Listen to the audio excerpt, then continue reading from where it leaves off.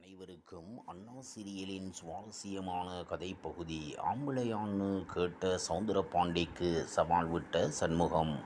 அண்ணா serial இன்றைய episode update.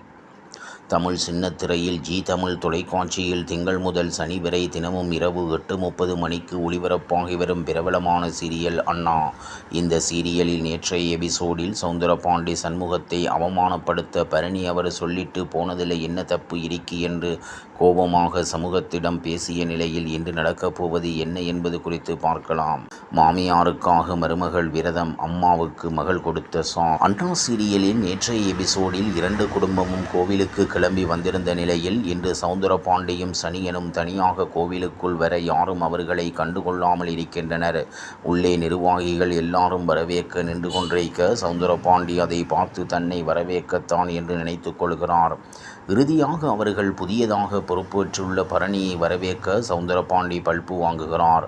அதன் பிறகு இசைக்கு முத்துப்பாண்டியை அழைத்து வந்து இவர் இப்போ எல்லாம் முன்ன மாதிரி இல்லை, மாறிட்டார் என்று சண்முகத்திடம் சொல்கின்றாள். இசைக்கு சூடாமணியை பார்த்ததும் அம்மா என்று சொல்ல அனைவரும் சாக்காக அம்மாவைத்தான் அம்மான்னு கூப்பிட முடியல, அம்மாவோட தோழி உங்களை அம்மான்னு கூப்பிடலாம் தானே என்று கேட்க சூடாமணி நீ அப்படியே கூப்பிடு என்று சொல்லி சந்தோஷப்படுகிறாள்.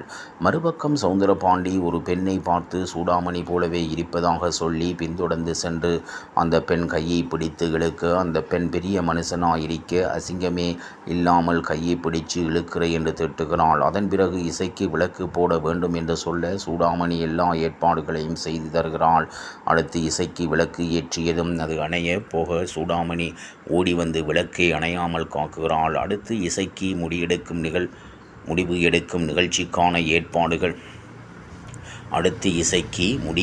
நிகழ்ச்சிக்கான ஏற்பாடுகள் நடக்கிறது. இப்படியான நிலையில் அடுத்து நடக்கப் போவது என்ன என்பது குறித்து பார்க்கலாம். தமிழில் ஒளிபரப்பாகும் அண்ணா சீரியலின் நேற்றைய எபிசோடில் முத்துப்பாண்டியை பார்த்து இசைக்கு பணியாரத்தையும் சட்னியையும் கொடுக்கிறார். அதனை வேண்டாம் என்ற முத்துப்பாண்டி பிறகு இசைக்கு சென்ற பிறகு அந்த பணியாரத்தை ரசித்து சாப்பிடுகிறார். இதையடுத்து சௌந்தரபாண்டி சண்முகத்தை பார்த்து இசைக்கியை வீட்டு வேலைக்காக தான் உங்கள் வீட்டில் வைத்திருக்கீங்களா என கேட்க சண்முகம் யோசனையில் இறங்கிட்டார். இப்படியான நிலையில் அடுத்து நடக்கப் போவது என்ன என்பது குறித்து பார்க்கலாம். நாம் தான் இந்த வீட்டில் சும்மா இருக்கும் என நினைத்து தன் வளையலை கலட்டி கொடுக்க நினைக்கின்றார். இதை பார்த்து பரணி கோபத்தில் இசைக்கியை திட்டுகிறார். வீராதான் படித்த திமிரில் இப்படி செய்கிறா என்றால் நீயும் இப்படியா என பரணி கோபத்தில் பேசுகின்றார். ஆனால் சண்முகம் இசைக்கு செய்ததில் என்ன தப்பு இருக்கி, அவ செலவை யார் கவனிப்பா, அவ இந்த வீட்டில் சும்மாதானே இருக்கா என கூற இதை கேட்டதும் பரணி சாக்காகின்றார். மறுபக்கம் இசைக்கு கண்கலங்குகிறார். அதாவது பரணி இந்த வீட்டில் நான் என்ன உன் ரூம் மாதிரி தானே இருக்க, நாம என்ன புருஷன் பொண்டாட்டி மாதிரியா இருக்கோம், உனக்கு உன் தங்கச்சி இங்கே தான் முக்கியம், நான் இந்த வீட்டில் ஒரு ஆளாக இருக்கிறதுனால சாப்பிட்டானா இல்லையான்னு கவனிச்சுக்கிறேன் அவ்வளவுதான் என்று சொல்ல சண்முகம் பரணியின் ஃபீலிங்ஸை புரிந்து கொள்கிறான். இதைத் தொடர்ந்து அடுத்த நாள் காலையில் சண்முகம் பரணிக்காக காபி போட்டு வந்து கொடுத்து இனிமேல் நான் உன்னை நல்லா பார்த்துக்கிறேன் என்று சொல்ல பரணி காபி போட்டு கொடுத்து மட்டுமே நல்லா புருஷன் இல்லை என சொல்கிறாள். அதைத் தொடர்ந்து சண்முகம் பரணி இருவரின் கிளினிக் கிளம்ப வண்டியில் போகும்போது நெருக்கமாக ரொமான்ஸாக பேசியபடி செல்கின்றனர்.